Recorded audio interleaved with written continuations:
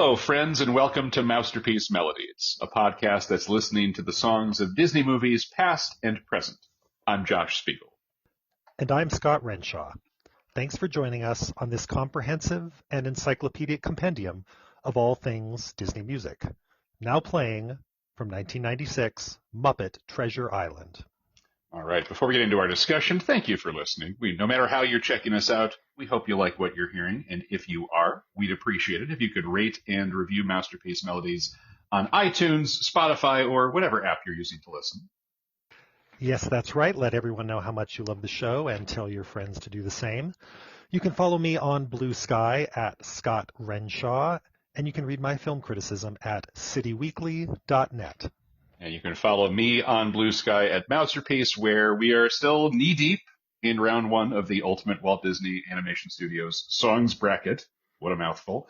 It's funny because we're recording this a couple weeks early, actually, so I don't even know if there have been any crazy or shocking upsets. There really have not been a ton so far. It's been interesting seeing people say things like, well, how do you come up with these matchups? And it's like, I don't know, it's what I feel like on a given day with some. And then I recently saw people saying, you know what, this is the Thanks I Get is a really good song for Wish. And I thought to myself, well, that's an opinion you have. And hey, maybe you have opinions, questions, or comments you'd like to share about the brackets or about the show. You can always email me at masterpiececinema@gmail.com. All right, now that our housekeeping is out of the way, let's start talking about the songs of Muppet Treasure Island. And to do that, we are thrilled to bring into the show a very special guest. He is the film editor at the AV Club, Jacob Oller. Welcome to Mousterpiece Melodies. Thanks for being here. Hi, thanks for having me. Very excited to talk about this movie. Well, we are delighted to have you on the show with us today, Jacob, to talk about Muppet Treasure Island. This is, of course, the 1996 film from Walt Disney Pictures, directed by Brian Henson, featuring Kermit the Frog, Miss Piggy, Fozzie Bear, Sam Eagle, the Great Gonzo, Rizzo the Rat, and some human actors like Kevin Bishop, Billy Connolly, Jennifer Saunders, and a young up-and-comer named Tim Curry.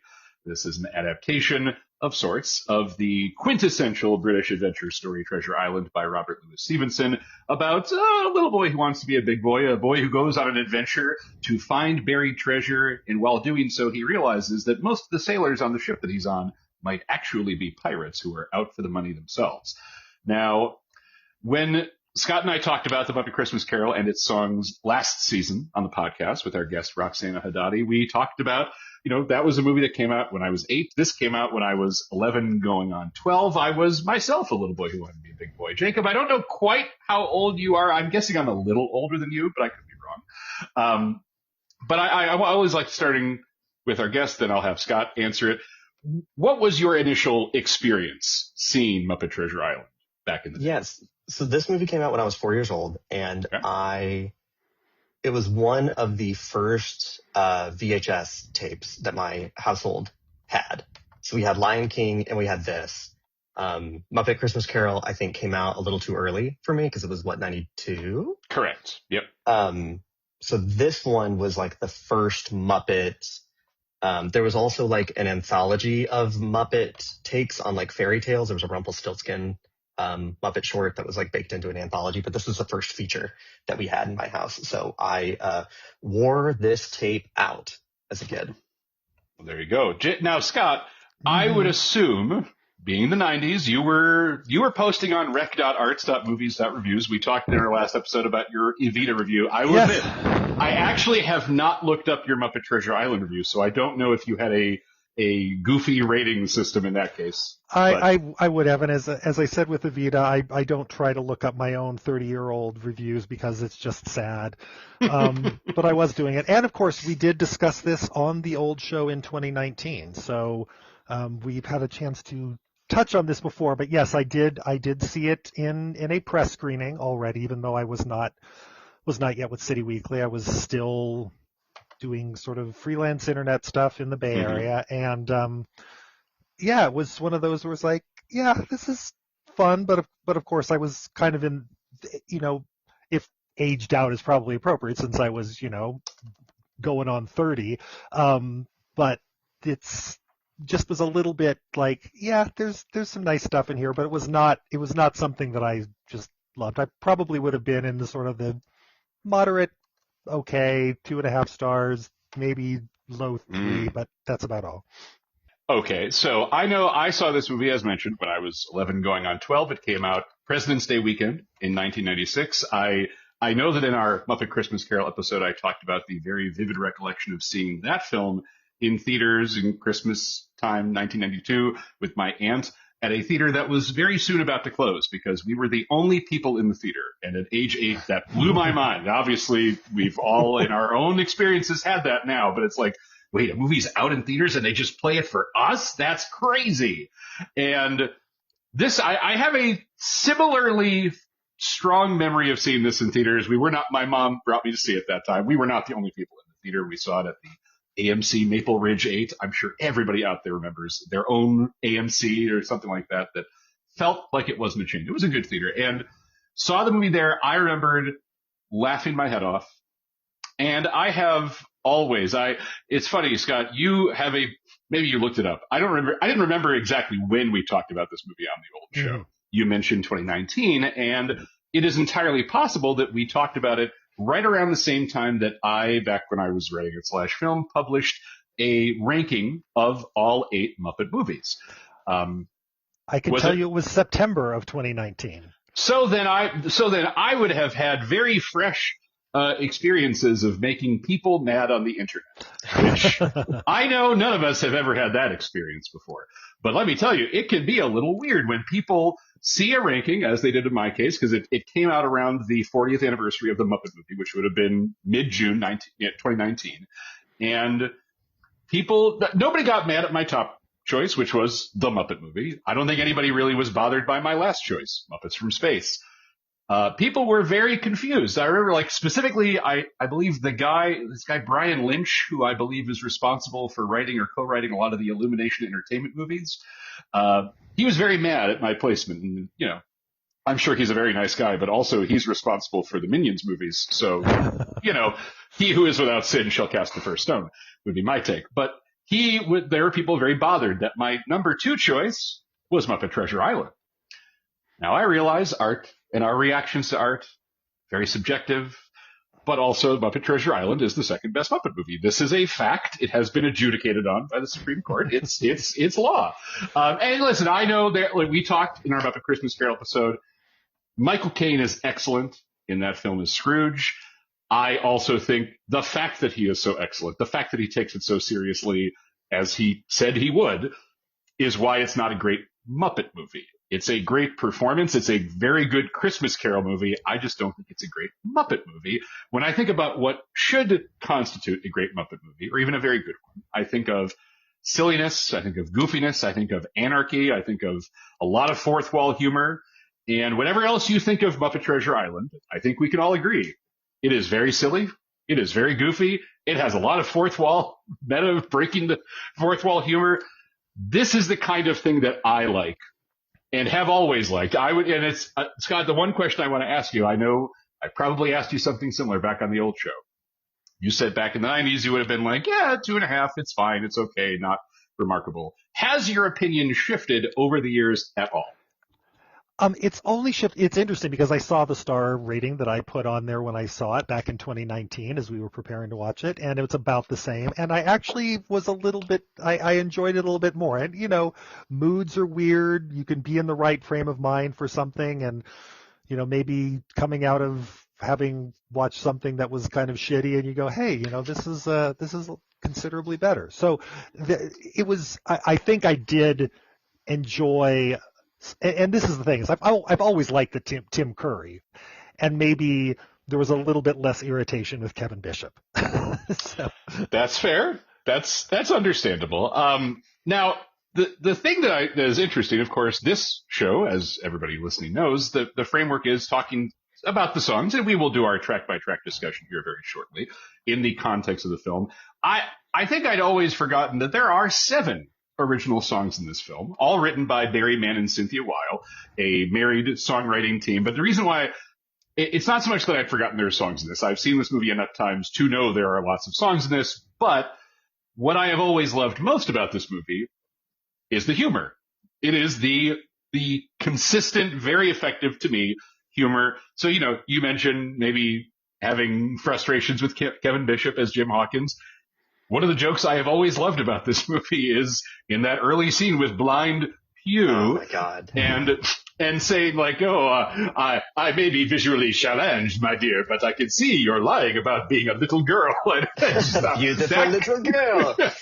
And that comes right after one of the songs we'll talk about here very shortly, where Kevin Bishop is, because of his age and his voice, is in all falsetto. And it's a very, very high-pitched voice that he's using. And again, I'm sure it's much different now. I don't know if I had mentioned as much in 2019 when we talked about it. It is fascinating to look him up because he's done a lot of comedy. He appeared in an American show with Rebel Wilson called Super Fun Night. He's been in some other BBC shows I see from Wikipedia. He played Nigel Farage in a one-off BBC Two comedy series titled Night. What, Scott? Considering how many young actors sort of just vanish after these sort of things, he's had a very busy career, and yes, including being one of the Gorillas.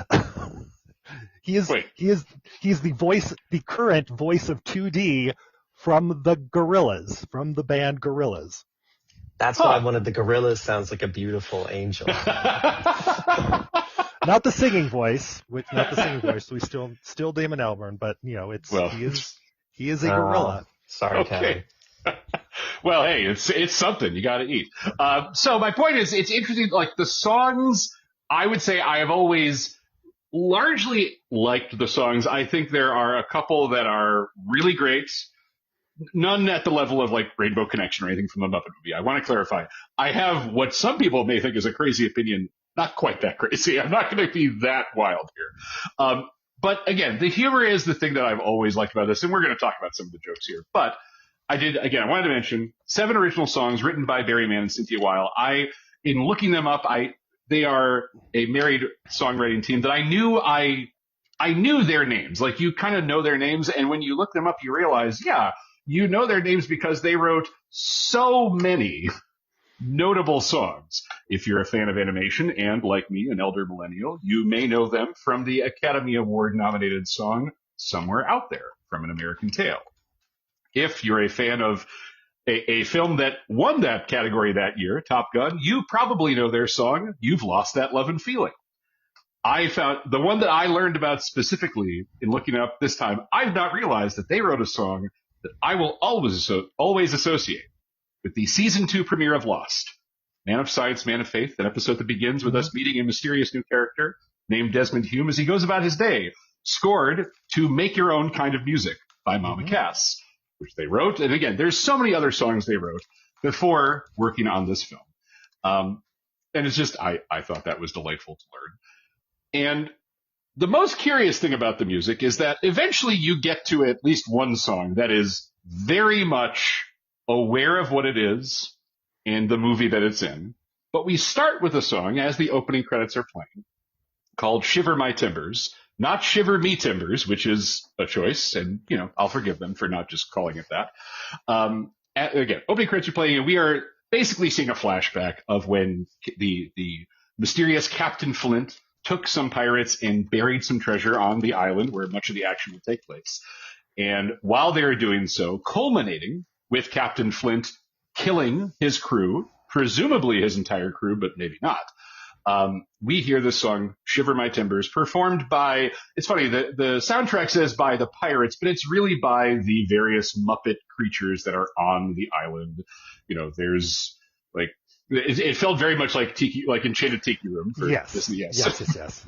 And that actually speaks to something else I really like about this movie overall, which is this movie has a lot of weird Muppet designs. Mm-hmm. And I really enjoy that. Obviously, the familiar characters play crucial roles, but in this scene, there's no recognizable Muppets. It's not like any of the usual favorites. It's a little similar to the opening song for Muppet Christmas Carol, in that it's setting the tone, except the difference here is that the opening song in Muppet Christmas Carol sets this will be a relatively serious film tone. Shiver My Timbers doesn't quite tip you off to the fact that this is going to be a very silly movie in a lot of ways. It is a perfectly cromulent opening song. I don't think it's the strongest of the musical numbers here. It is good for what it is trying to do, but if you're looking for a song that tips you off to, jokes like Long John shot dead Tom. That's not what this song is going to do for you. So what do the two of you think of Shiver My Timbers? If anything, it makes me feel like it's more resonant with the Hans Zimmer score, where I'm like, oh, sure, this is going to be a guy who goes on to do Pirates of the Caribbean. Like, This is a real pirate song. And like you said, Josh, the showcase of weird Muppets that they just kind of have be the chorus as they go from scene to scene, like just little guys popping up in the foreground, whether they're like little critters or there's like a group of skulls, just a pile of skulls that sing at one point. I'm like, it's just, it is scene setting. It is very serious. And it is also it has a little bit of that like strangeness and danger that is in the opening scene where they're talking about like, even the devil would have to call them scum. And you're like, whoa, I guess we're bringing the devil into this right off the bat. And they make jokes about this in the opening where people die and they're like, is someone dead? This is a kid movie. Yeah. You're like, you get set up a little bit for, if not the humor, then at least for like the little bit of danger that you're going to get in the pirate movie. And so I appreciate that. I think what's interesting to me about it is it was a tip. I mean, of course, this is far from my first time, probably third or fourth. But that you realize that whether it was intentional, just actually they were given the instructions, Weil and Mann were given the instructions that we now have the format after, several years of the Disney Renaissance. They wrote in that format. They like, here's our Playsetter song. This is Fathoms Below. This is the equivalent of Fathoms Below from Little Mermaid. And so you have, we get Jim's I Want song, and we get, production numbers, and we get a love song.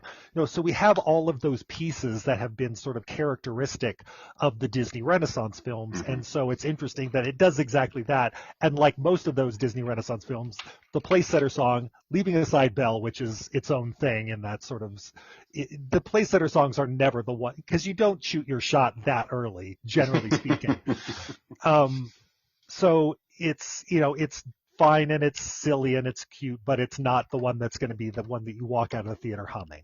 Yes, for sure. And the Renaissance comparison is very apt. Again, last night I was on Blue Sky. I was talking about how it's baffling to me that Disney has gone all in on the remakes of musicals, but not trying to make a ton of new ones. And yes, I know, as some people pointed out, but what about Wish? What about Encanto? And it's like, what about Moana? Yeah, what about Moana 2? I'd like to forget Moana 2. Anyway, I think that's a very apt comparison. And I do also want to echo what Jacob said earlier. I'd forgotten until rewatching it this time that Hans Zimmer composed the score, and it's very easy to listen to the score of this and say, this is the warm-up for the Pirates movies. Absolutely, for sure. This is the preview for it. And it's very effective in that way. But again, it doesn't automatically clue you into this will, like, it doesn't seem perhaps sad or dour the way I might say Muppet Christmas Carol does, but it also kind of makes you think, okay, this is going to be an action movie. This is going to be like intense in a way. But after that flash. Oh, go ahead. Go ahead. Josh, I was going to say, to your point about the fourth wall breaking, it's because you don't have Gonzo and Rizzo yet. Every other song that they're like even nearby, they're constantly just like poking their heads in and being like, can you believe this? And it's like, we don't have that in the flashback. That is true. But thankfully that gets very quickly ameliorated, because after this flashback is over, we cut to the present and this little hole in the wall inn where the story of Captain Flint is being told for the umpteenth time by the old drunken sailor, Billy Bones, played by the delightful Scottish comedian Billy Connolly. Very funny in this film, I think. And everybody in the inn basically kind of nods and smiles, and, they humor Billy Bones, but nobody really takes him seriously. Even the lead of our film, Jim Hawkins, played by the aforementioned Kevin Bishop, and his good friends, the Great Gonzo and Rizzo the Rat, they're all basically just, they are, I guess they're all orphans within this story here. They live with Mrs. Bluveridge, the outrageously, like the almost Dickensian, I guess the nice Dickensian innkeeper, played by Jennifer Saunders of Absolutely Fabulous fame. And even though Billy Bones seems to be both avuncular, he's a little intense. Again, he has the horrors, as he complains at one point when he comes down from sleep, there's this fun little running gag where Mrs. Bluveridge is off screen and able to basically hear conversations and tell them what to do or what not to do. And then they are beset upon by blind Pew. And I feel like it's literally the way that character introduces himself. Performed by Jerry Nelson, one of the original Muppeteers. That's like the first clue of, okay, this movie is going to have some fun. Like, it's going to try. Whether or not you think it works, this movie is not going to be too serious because he's, stumbling around. A lot of very, probably you could say very easy jokes about a blind person who can't figure out where they're going.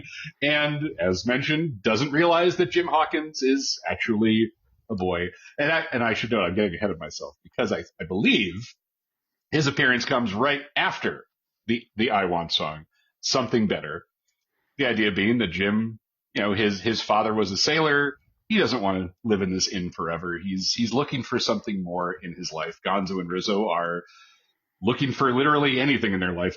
By the way, this happens after one of the fun little, like, it's, I don't think I noticed it when I was a kid when they've taken the lantern down for the night. And Jim says, okay, let's do the dishes. I'll wash. I'll dry. I'll break. I like that joke. It's a good one. But we have this Something Better song. That's literally what it's called. And you might as well call it I Want. It is a very basic song, I guess I would say. It's fine. I think Kevin Bishop's falsetto is okay, but it really mostly just works because I know that joke about him being a girl is coming up very soon, which again is not very nice to the character, but it's funny to me. It's a cute enough song. I feel like, unlike with Muppet Christmas Carol, the movie does not wait to let our human lead sing. That feels like that had to have been a major part of the casting process, unlike with Michael Caine and unlike with Tim Curry. It's like, get somebody who can actually, get a kid who can sing. You want to make sure you don't have to wait until the end. And obviously Tim Curry has an amazing voice that we'll talk about later. But what did the two of you think of Something Better? Scott, do you want to go? Oh, sure, I'll dive in. Well, Dead silence says it's not good. It's so, not. So here's I had a sense. First of all, I don't like the castrati voice. That it's not pleasant. But I had a sense, and will be tipping off that I will not have any interesting covers to share at the end because this seemed to me the most obvious candidate.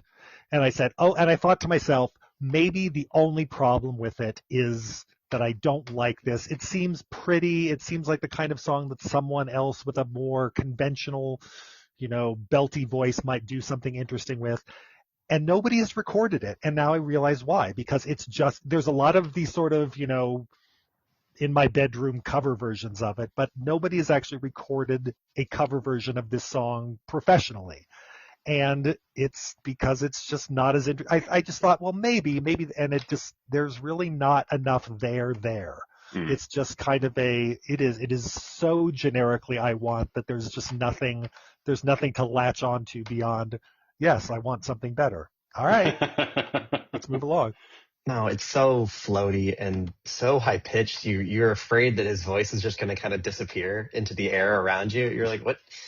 But I think the Muppeteers and the and whoever's doing the punch-up writing is like compensating for how nothing this song is, because so often the point of the song seems not that like Jim wants to get out of here, but that like Rizzo and Gonzo are like, yeah, you're right, this sucks. There's gotta be something else. Like the only line I remember is him being like, I feel like the whole world is passing by, and Gonzo going, it is. Deadpan, it is. You're right. And it's like, you are already demystifying and undercutting your own I Want song for this like audience of like kids who already you think they're not going to care about this. They just want the jokes. Yes. And again, it's not so long that it wears out its welcome, but it's one of those songs where, honestly, it made me think of a couple of songs in Muppet Christmas Carol, which we talked about last year, where it's like, yeah, okay, I know what you're doing. Let's move on to what's coming next. Especially since I haven't noted it here, but this movie does kind of have the same template as Muppet Christmas Carol in terms of anchored by a human actor or two, British adaptation of a quintessential story that everybody knows. But this obviously takes it in a much different direction. So I think it's literally Billy Bones interrupting the end of the song with the horrors, the horror. Like that's where it shifts immediately. You get Blind Pew. Yeah, and I put this in my notes. I don't know why I always forget. When Billy Connolly gets the black spot, his scream is very creepy. Like it's very effective. It's not like it feels believable for a sailor. It doesn't feel like it's going to be fine. And then yes, there's the moment where Jim and Gonzo and Rizzo think that Billy Bones is dead, which is where Rizzo says, I wrote a lot of quotes in my notes. He died, and this is supposed to be a kids movie. And It's at so that moment, funny. it is. Even now, the funniest part is he does come back for like 2 more minutes and then he dies. One of the jokes that my wife and I have always shared this joke is Jim, Jimmy, Jim. No, I'm not Jimmy, Jim like that. That's also very silly, but very funny. I do remember when I saw this in theaters, I did not get the joke, but my mom certainly laughed out of surprise when, as they're rifling through Billy's chest of things, I think it's Gonzo pulls out Diplomacy by Henry Kissinger, which is just very weird to see in this movie. But it's like, okay, sure, why not? But then after that, there's this big attack on the inn. All the pirates believe correctly that Billy has the treasure map. They want it back. Jim and Gonzo and Rizzo are able to escape with their lives and with the map. Mrs. Bluveridge takes on the other Muppets herself, because why not? All our 3 young heroes travel to the big city where they attempt to gain passage on a ship so that they can find the map, find the treasure. And it's here where they get to meet the half-wit Squire Trelawney, since his father is, I forget the exact, I think it's the Feast of St. Lulu, which is one of those. It is the Feast of St. Lulu, yes. One of those delightful little grace notes. And so Squire Trelawney, as played by Fozzie Bear, who is very nice and also portrayed as very, very stupid, in part because he has, in a Shining-esque touch, he has a man who lives in his finger named Mr. Bimbo. He doesn't know that the ocean isn't the big blue wet thing, among other things. So he is, though, able to help them out. They get enlisted. Jim, Gonzo, and Rizzo get enlisted as cabin boys on the Hispaniola. They're joined by Dr. Livesey, played here by Bunsen Honeydew, and his assistant, Beaker, of course. And once they get on the ship, they meet all sorts of characters. Before they even meet Kermit the Frog as Captain Smollett, we get the introduction to the most complex and interesting and well-known character, I think, from Treasure Island, and that is, of course, the ship's cook, Long John Silver, played by Tim Curry. And here's the overall thing I want to say about Tim Curry. I mentioned before, when Michael Caine talked to Brian Henson about playing Scrooge, he told them, essentially, I am not going to condescend to the audience. I'm not going to play down. I'm going to treat this like this is a Royal Shakespeare Company production of A Christmas Carol. And Brian Henson was like, great, do that. And he does do that. Tim Curry is treating every line of dialogue in this movie like he is on death row, and it is a 4-course meal that he is going to have to dive into. And it is so delightful. It is where Michael Caine is underplaying, Tim Curry is going big. It's like this time specifically reminded me, there's a GIF I see every once in a while. I forget the name of the video game. There's some video game Tim Curry was in around the time of this movie where it's like, I'm going to explore the final frontier. And he pauses and says, space. But the way that he says it, you both know what I'm talking about, right? This is not a GIF that I've... Oh, yeah. Okay.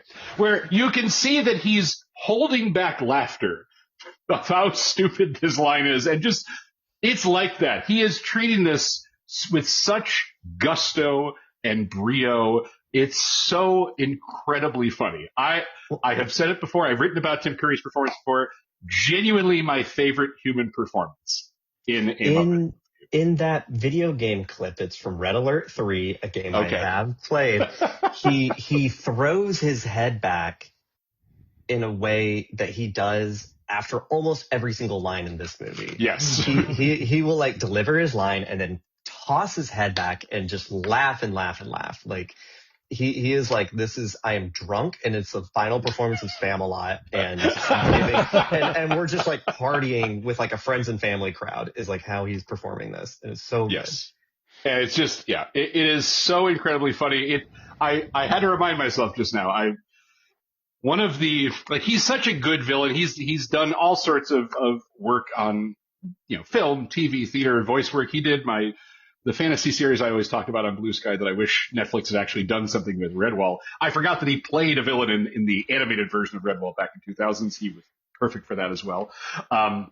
He's perfect for this, but sadly we do not get to see him sing yet, because after we meet Captain Smollett, who is hyped up by Mr. Arrow, the first mate played by Sam Eagle, in a way that one of the many lines I wrote down was when Gonzo says, "He's got demons? Cool." Because, of course, Sam Eagle is hyping up the captain as this terrifying figure when he is, of course, Kermit the Frog. After Kermit, as the captain tells them to set sail, we then lead into our next song, Sailing for Adventure, which is where the goofiness begins to rear its head, I would say. It's definitely not the silliest song in this movie. I think we all know the next song is the silliest song in this movie. But we do get a few bits of it, whether it's Squire Trelawney singing Sailing for Adventure on the Big Blue Wet Thing and Sam Eagles staring at him and then looking at the audience. I'd forgot, by this point, one of the other running gags in the film is Rizzo the Rat utilizing his business acumen to have this like rat cruise in the middle of this pirate adventure. So you hear one of the rats singing about margaritas at the midnight buffet. And so this is at least I think this is the most enjoyable song of the first three. I don't think it's the best song in the movie by far, but it's fun. It's got a little bit more of that seafaring spirit to it. And again, you're getting peeks into the lyrics of, okay, this isn't going to be entirely straightforward, thankfully. What do the two of you think? I think that it's interesting because we've been talking about this in terms of the Renaissance model of the musicals. I don't know which of these songs is sort of the classical, the set piece, the big. I think we both know it's the next one. But yes, but I think this also serves a very similar function. It's just there's lots going on. It's funny. It's I don't know if Cabin Fever is Be Our Guest. This feels closer to Be Our Guest. I mean, it just has a lot. And it's interesting because, given some of the things you mentioned, some of the credits for Man and Wild, they didn't really have this kind of, silly wordplay type songs. They wrote, we got to get out of this place. And, it's in, some of the things that you already mentioned. It's so. The fact that there's this kind of every stormy ride is its own reward and people die by falling overboard, it's that putting it in the sea shanty version. It's like, this is it's a lot of fun. And I think it's lyrically more interesting than certainly any of, as you said, the other two. And it's just one that I always enjoy because it just feels like they're having the most fun with it. Seems to be in context. I mean, Cabin Fever is just sort of just throw this weird, we'll get there, but this feels like part of this movie in the way that it was constructed to be a Treasure Island movie. Yeah, it plays to the songwriter's strengths because it's very catchy. It's got a really good rhythm in terms of like, here's a little verse and here we're going to repeat it. And it just really gets stuck in your head, but it is silly enough. Like you said, the falling overboard line where they repeat that, and they do that with the margarita or the margaritas at the midnight buffet. It's so funny, but it's not like Cabin Fever where you're like, this is off the rails, and I actually don't know what's happening. There's a song structure and everything. You can it doesn't ever change genres in the middle. You're like, oh no, this is like we're off on an adventure and we're goofing around, and there's like little bits of plot threaded in there. You get the first hint that all of the Muppets that look like murderers are probably pirates. You start to get that sense in this song. They don't really hint at that beforehand. So like the song is, I think, really good. It serves a lot of purposes. And I don't know, all the pirate songs get stuck in my head. I like that one a lot. And I misspoke. Tim Curry does briefly get to sing in this song because it's the next song that I'm thinking about where he deliberately does not perform. I feel like that was a choice. But he does, as you said, Jacob, there's a little bit of plot seeded through this, and by this point, Jim is, maybe leaning towards Long John Silver as the father figure that he doesn't have. And, Long John's complexity, even in this version, compared to the original, is he entirely villainous? Does he actually perceive a father-son relationship between him and Jim? There's a little bit of singing there. And it's one of the moments where you're reminded, right, Tim Curry was the original Amadeus. He was in the Rocky Horror Show. He played King Arthur in Spamalot. Like, this is a guy who knows how to belt it if he wants to. So after this song, we then get the roll call bit, which is one of my favorite jokes in a Muppet movie. I love how, again, this is where it's like the movie is really beginning to tip its way off the rails, because the point of this roll call bit is for Captain Smollett to realize a lot of the sailors on this ship, as mentioned, sure look like pirates. And if they're not pirates, they just seem like pretty grim-looking sorts, whether it's Mad Monty or Polly, the talking crustacean, because why would you have a talking parrot? That would be crazy. Or Old Tom, real Old Tom. Dead Tom, Headless Bill, another one of the good shows. I can't believe Headless Bill doesn't ever come back. Like, bring back Headless Bill. It's a great gag. But what makes the Headless Bill gag work is how long they wait for Headless Bill to respond.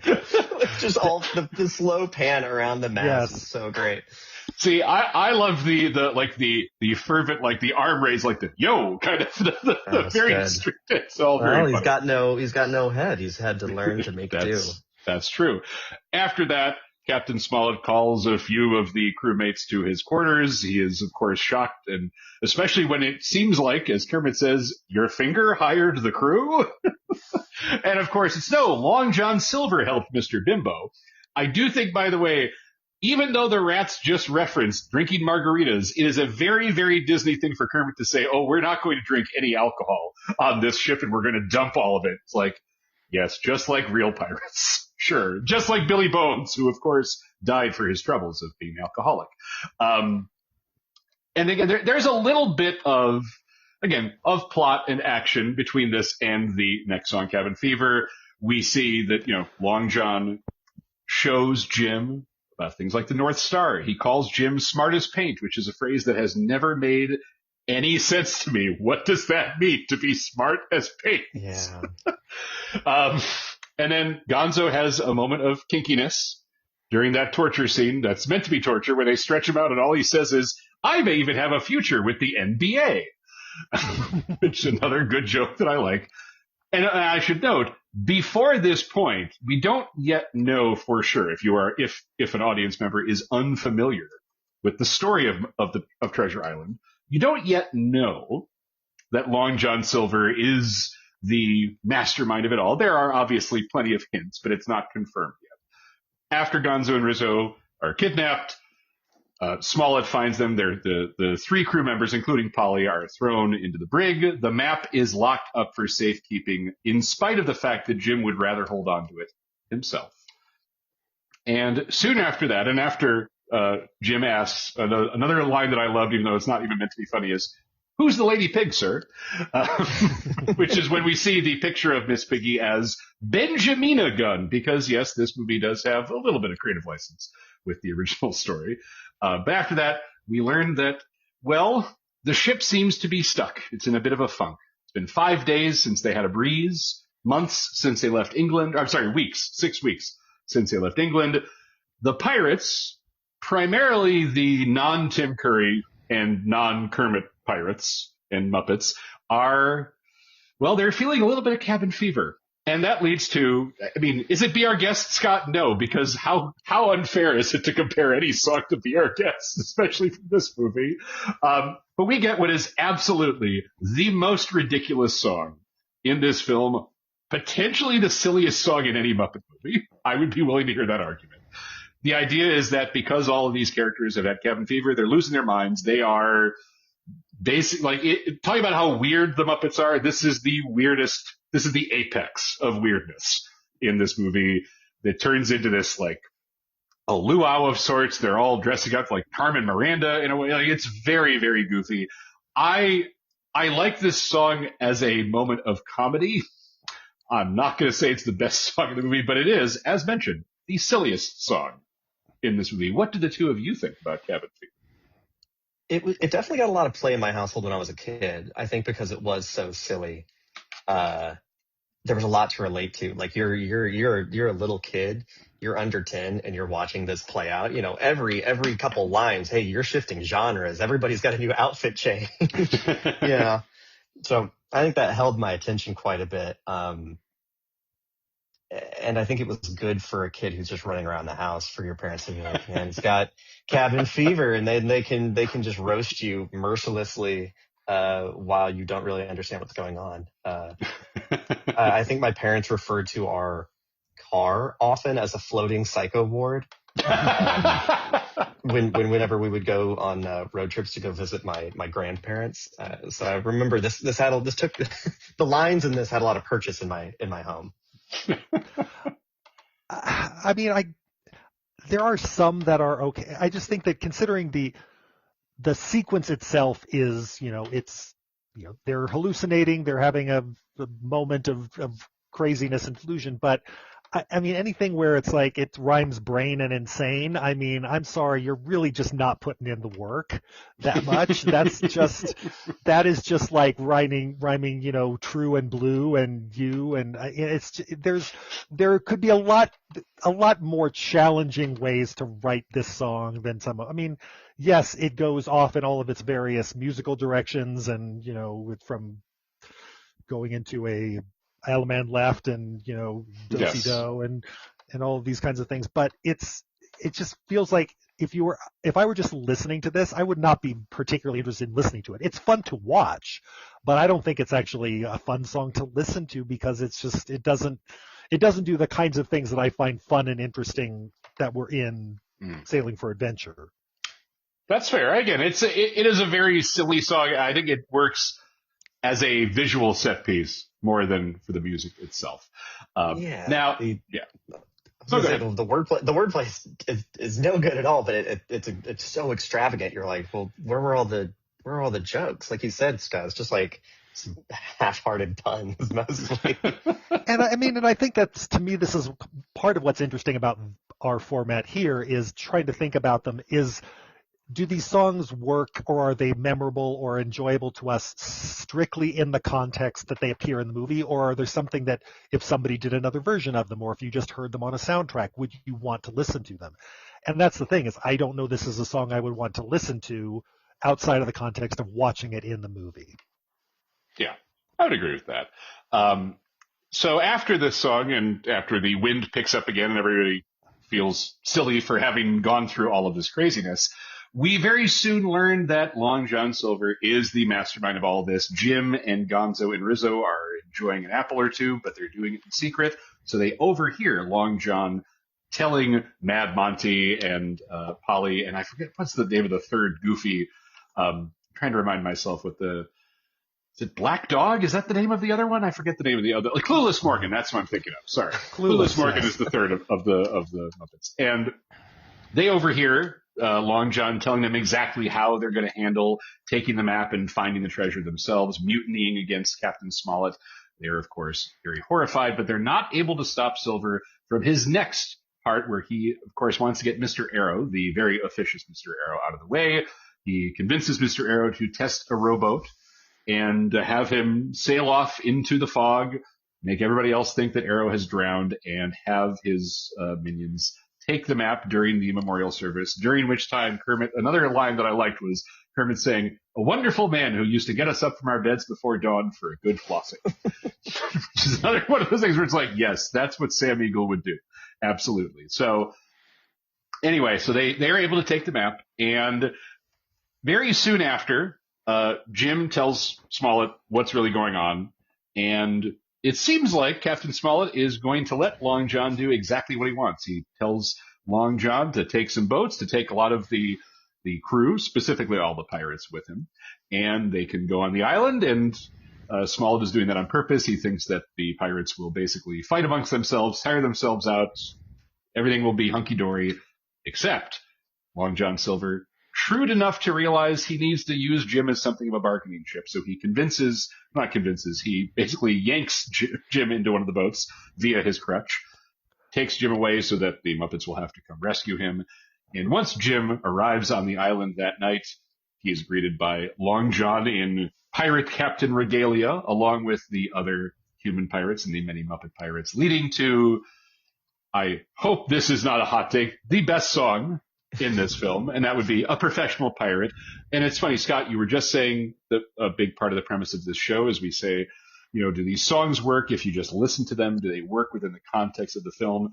To me, this song, you put it in somebody else's hands, it's a solid song, it's fine. You put it in Tim Curry's hands, it becomes incredibly, incredibly enjoyable. This is, as Long John tells us, his only number. And he dives into it with such panache. There are some easy jokes in the lyrics. Again, not sure at age 11 if I fully grasped the Marlon Brando reference. But that's a joke where it's like, yes, I get it. That guy kind of looks like he could be 90s era Marlon Brando. Although I noticed on the credits, I believe Bill Beretta actually dubbed that line over the actor in question. It is a really enjoyable song. I think, for people who haven't seen the film recently, the premise is, yes, we're pirates, but we treat it professionally. We're not just, half-assing it. We take things as seriously as a pirate should. And Long John is trying to convince Jim not only to give him the map, but to join their crew, to be part of their team so that he can have an equal share of whatever loot they find. Again, I love this song. Tim Curry is the best part of this movie in so many ways, and that's an easy explanation as to why this song is so enjoyable for me. But what do the two of you think of A Professional Pirate? Great song. Perfect song. I think this song is really, really, really like what the movie is about, in the same way that Sailing for Adventure is a prelude to this song, where it is, okay, it's pirate themed, it's super catchy because the people who wrote it are these hired gun, mercenary, prolific songwriters. But then you've got the Muppet folks in there giving it a little bit of charm. And also, like you said, Tim Curry, every time he does a line, it's like he is taking a bite. I think it's something about how he opens his mouth. You think he's about to bite down on every line that he's saying. And it's so funny every time. Yeah, it's big, and he's just got those teeth that are all the way straight across, and he's chomp, chomp, chomp. I don't know. There's such funny stuff. I'm always thinking about, and before we lose our tempers, we will always count to 10. I think that's such a funny line, because this whole Doth Protest Too Much song is foregrounded with all sorts of visual gags, but at the same time you're like, man, this is catchy and charismatic, and you're just you get wrapped up in it. And if you're Jim, the person who they're all singing to, who they're trying to seduce with this song, you're like, of course, yeah, I could get into this, sure. And I think again, I'm going to return to the format of the Disney Renaissance films, the villain song, this being sure. our big villain song. I think what makes the best villain songs really good is that they're, first of all, it's the element of the villain doesn't always think they're a villain, but there's an element of seduction in it. This is what reminds me of Poor Unfortunate Souls, which is, there's that I'm letting you know that this is, it's everything's fine. And that's why I love the line about about the Francis Drake, the Spanish all despise him, but to the British he's a hero and they idolize him. And it's like, really, are pirates so bad just on their face, or is it just in a matter? It's this moral relativism about piracy, which is you're trying to. It's oh, I can see how that might suddenly seem all right. They're not so bad after all, and that's a bit that I just think takes it and amps it up to another level. There's an element of it that's it's just a fun song. It's well performed, but it's got that little extra something that a great villain song has, which is, can you see why what we're doing is appealing? It's oh, all right, sure, I'm on board. Yes, it is. Yeah. And talking about the way that Tim Curry uses his mouth, I think right before this song starts, there's that line where it ends with him saying acquaintance, and the way that he kind of pauses and hesitates with his mouth slightly open, it's like he's got something in his mouth that he's chewing before he can say it. It's such fun to watch. again, after this song, there's a little bit more action. The pirates begin to mutiny a little bit themselves, partly because it seems like the map has led them to a dead end. There's a bit of a mutiny against Long John himself. You get to have some A-plus sarcasm from Tim Curry, the one line where I forget exactly what prompts it, but where he says, well, there's an informed opinion. And he has that like big eye roll. And at this point, we do see that Long John does care for Jim somewhat, and it looks like the pirates are about to attack him. He tells Jim to run to save himself. And at the same time, some of the Muppets from the ship, like Smollett, Gonzo, and Rizzo specifically, have landed on the island to rescue Jim once they realize that he has been captured, even though some of the other pirates stayed on the Hispaniola at Silver's orders, so there's a little bit of bit of action there. Once Smollett arrives, he, Gonzo, and Rizzo are captured by the native tribe of pigs. Now, I don't really count the chant that they do, Boom Shakalaka, a song. I see from Wikipedia it was composed by Hans Zimmer. Unless either of you have strong opinions on it, I think we can move on to the reveal at the end of that song, which is that. Well, go ahead. Anybody? I was going to say, here's the thing. After watching this movie for the first time in a few years, the only part that aged poorly, I don't like the native pigs. The native pigs, I don't know that this is maybe a bad choice, a bad 90s choice. Although I do like Boom Shakalaka. I like the funny Easter Island pig heads saying Boom Shakalaka. And it does feel more like it's making fun of sort of this the equivalent sequence in like a King Kong, where they're just we're bringing you to the evil leader, and the evil leader is Miss Piggy. I would say the only thing that I have ever really liked about the native pigs, there's a line later where they're facing off against Long John and the pirates, and after they get fired upon, one of them says, "We see you have boom boom sticks. Bye-bye." Just go. I get it. Yes, pretty much. So after we get this chant, we reveal that the aforementioned Benjamina Gunn, well, she's alive and well, and she is basically the ruler of the pigs on this island. Mina, as they call her, is shocked to see Captain Smollett. She's pretty angry at him, but she's also pretty angry at Captain Flint, who she also took up with. She had some relations with him, I suppose, because who can resist Miss Piggy among any breathing living man, apparently. And there's some back and forth between the two of them. And then, I mentioned there's the mutiny with Silver. That ends up going in Silver's favor. He is not killed, but he is captured.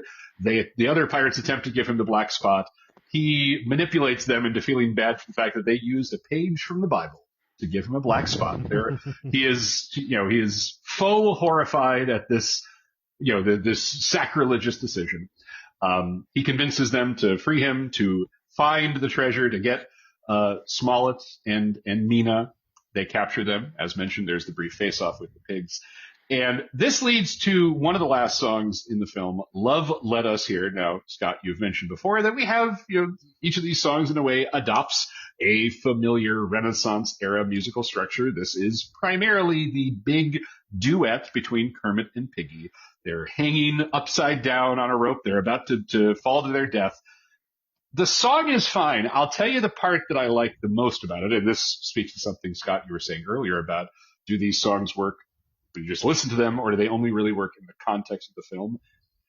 The part that I like the most is the fact that half of the song is watching Kermit and Piggy, and the other half is cross-cutting as Silver, who has been given the actual correct path to the treasure by Mina before she was trussed up. He and the pirates find the treasure, and you watch them in slow motion frolicking and, yelling with joy and pleasure. And it's like that to me is a very clever choice, especially since if you consider the name of the song alone, Love Led Us Here, love of money led them here, I guess. Good for them. I don't think it's a great song. I think it's a fine song that is elevated by the directorial choice in the moment. What do the two of you think?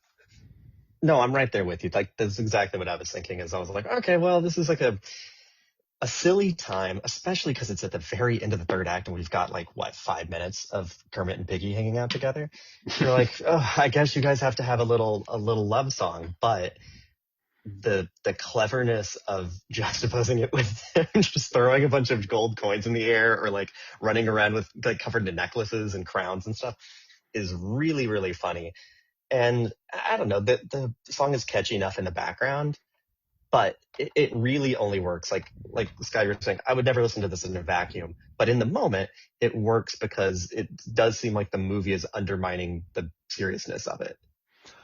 But I think again, this is, if you just read the lyrics, it's a very generic love song. But the fact that they're singing it while hanging upside down, I've always remembered this. It makes it so funny because they're singing like as though love has led us to this wonderful place, but love led us to being in a position where we're about to die. That to me makes it so much funnier. And I just love the fact that they're singing this so earnestly. I mean, in the same way that, Never Before, Never Again gets, the song itself, it gets all of its juice from the visual that's going on with it. This song is just, I do like the crosscut stuff. It's great, but I just always remember that they're singing this completely earnest thing about how love led us here to this point, and it's like, yep, it led you here to being about to get murdered. So great, I suppose. And right after the song ends, when it looks like the rope is about to fall, we get what I think is a very funny sight gag where the rope splits because it's being burned slowly. And right before she falls entirely, Kermit grabs Piggy and she's barely hanging on. And then you see the shot of Kermit's eyes just bulging and the little pupils getting tinier and tinier. It's such a They're like the biggest I've seen any Muppet's eye. They're just like, they're outrageously huge on top of Kermit's head. It's so funny. Yes. Now, they are, of course, rescued in the moment. And it leads us to the big action climax that, of course, eventually ends with Silver being forced to lay down his arms. He realizes that he is outnumbered by the merry little crew that Jim has amassed over the movie. And although Silver is able to row away, he gives Jim his late father's compass back. He says that, they may not have seen eye to eye, but, Long John obviously had some fatherly affection for Jim. But unfortunately, Silver did not use a lifeboat that was very seaworthy. So he is forced to swim his way back to the island where he would be stranded for good.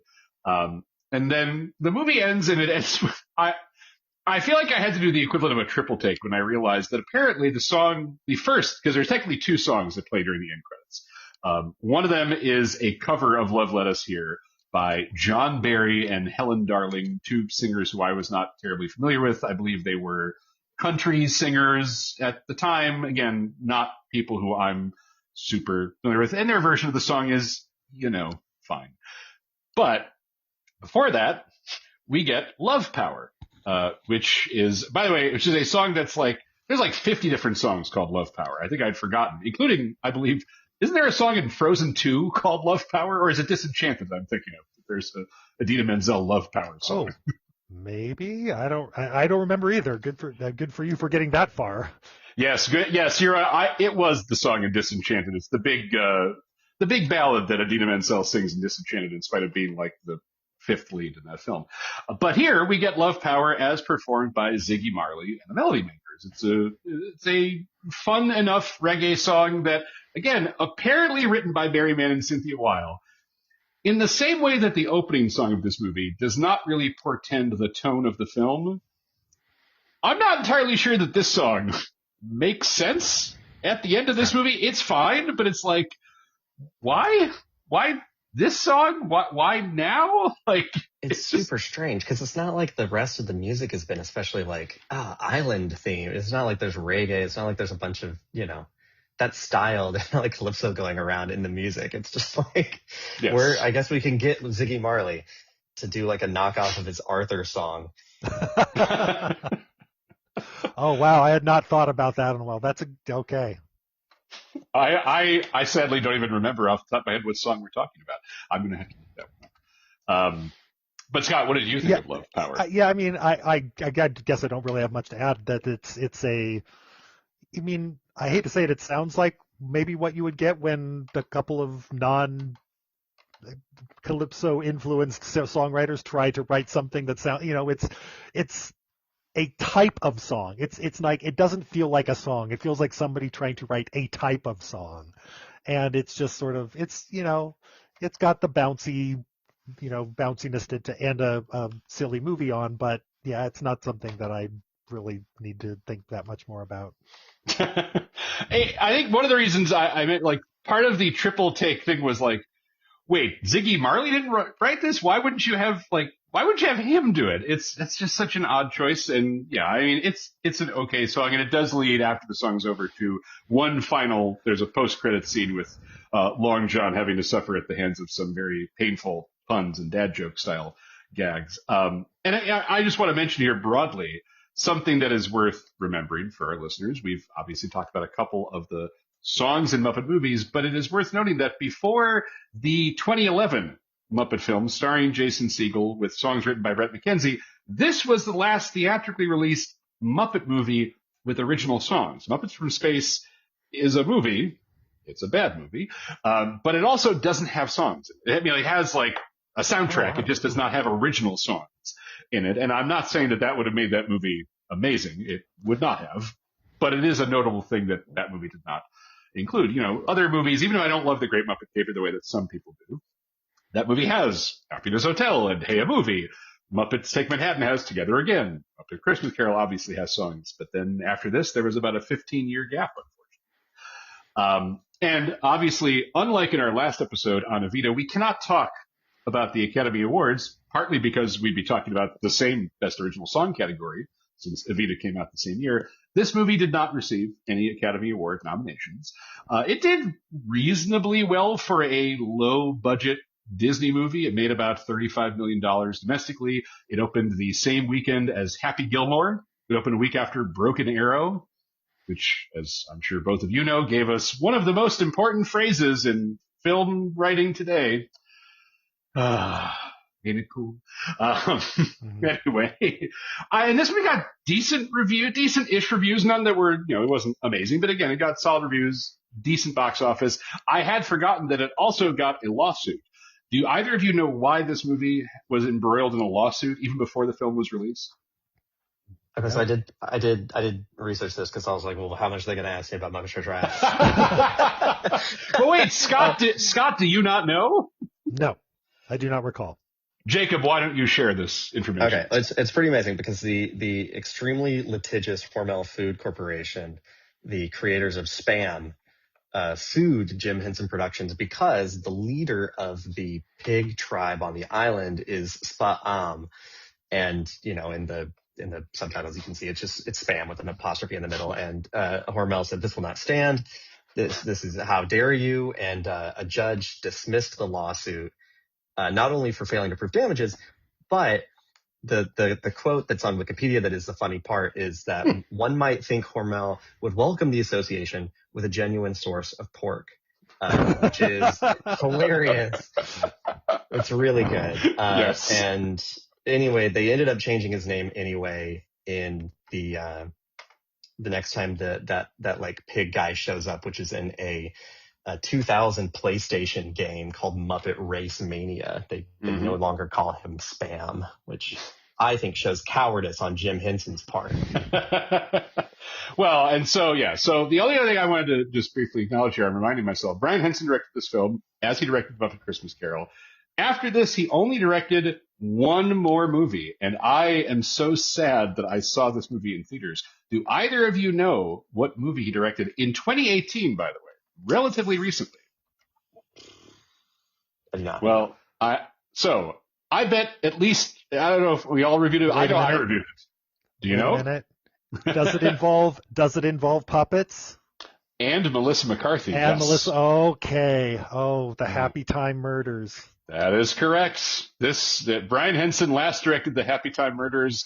And if you're out there thinking, what's the Happy Time Murders? You are living a better life than either Scott or I are, because that movie is, I think the nicest way to say it is, it's kind of trying to be Who Framed Roger Rabbit with puppets, but also R-rated. And, Melissa McCarthy, she's had a very interesting career. She's really funny in Bridesmaids. She's really funny in the outtakes, and This Is 40. I liked her in Ghostbusters. But when she and her husband, Ben Falcone, produce movies together, the results, oof, not good.